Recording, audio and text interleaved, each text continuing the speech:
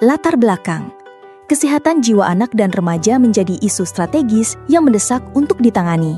Hasil pemeriksaan tahun 2023 menunjukkan sebanyak 228 anak mengalami kondisi borderline atau abnormal secara mental. Gangguan jiwa yang tidak tertangani dengan baik dapat menimbulkan dampak sosial serius seperti kekerasan, kenakalan remaja, hingga bunuh diri. Sayangnya, stigma dan kurangnya kesadaran membuat sekitar 80% penderita depresi tidak mendapat penanganan yang layak. Di tengah tekanan globalisasi, media sosial, dan perubahan iklim, anak-anak Indonesia semakin rentan secara mental, sehingga perlu upaya pencegahan dan penanganan sedini mungkin. Penjaringan ide. Dilakukanlah penjaringan ide gagasan untuk pihak kecamatan dalam menyelesaikan permasalahan banyaknya gangguan depresi dan jiwa yang dialami anak dan remaja adalah: pertama, pembentukan tim siaga kesehatan jiwa kecamatan, program Sahabat Sebaya Peduli Jiwa Remaja, dan peta sumber daya kesehatan jiwa. Kedua, peningkatan edukasi dan kampanye kesadaran dengan kampanye edukasi masif dan kreatif, modul pelatihan untuk guru dan orang tua, serta kurikulum kesehatan jiwa di sekolah.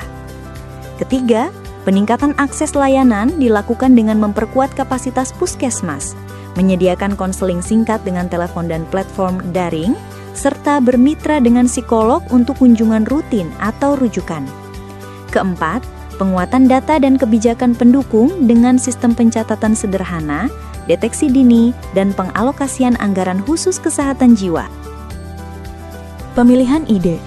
Dari berbagai ide gagasan yang diusulkan tersebut di atas, disepakati bersama. Inovasi yang dipilih adalah tidak jinak, deteksi dini kesehatan jiwa anak, dan deteksi awal terhadap usia anak dan usia remaja berbarengan dengan program UKS, untuk kemudian mendapatkan data potensi penderita dan segera mendapatkan penanganan. Manfaat inovasi. Inovasi tidak jinak berhasil mendukung pencapaian salah satu poin standar pelayanan minimal kesehatan bagi masyarakat, terutama anak-anak dengan gangguan mental. Kedua, mendukung dalam pencapaian program Germas atau Gerakan Masyarakat Hidup Sehat. Ketiga, meningkatkan angka pelayanan kesehatan, dapat memantau riwayat kesehatannya. Keempat, meningkatkan kepedulian keluarga dan pasien dengan penyakit gangguan mental.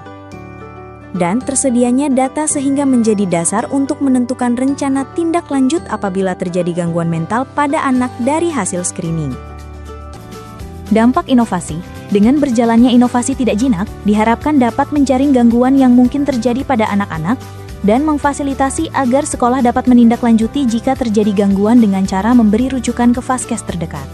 Di tahun 2024, hasil yang didapatkan yaitu menurunnya angka abnormal sebanyak 3% dan hasil borderline sebanyak 20%, sedangkan hasil normal didapatkan sebanyak 75% dari hasil deteksi dini kesehatan jiwa pada anak sekolah umur 12 tahun sampai dengan 15 tahun di wilayah kerja Puskesmas Juwai.